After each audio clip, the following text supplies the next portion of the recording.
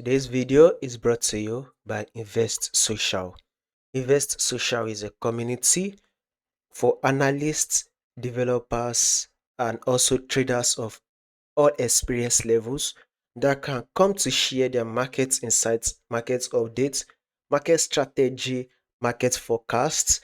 They come to you also. It is a community where analysts, developers, and traders get to connect, share what they think will happen, and also give out one or two advice. To be part of this community, make sure you visit investsocial.com. So once you visit this site community, you can get to be part of any session, because Invest Social has a session for any financial market to trade.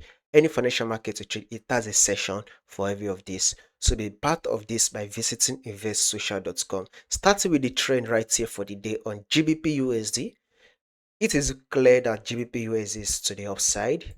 We are strong to the upside. Now, let's zoom it in. So for a couple of days right here, market has been giving us the bullish one. So there was a buy. Market was able to open and close bullish right here.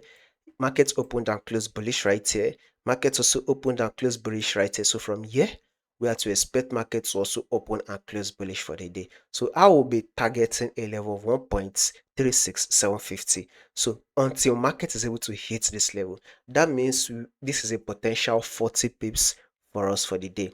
So we are to expect GBPUSD to still give us that buy till it is able to hit a level of 1.36750. That means a bullish move is what we are to expect on GBP USD. Now let's zoom it in right here, guys.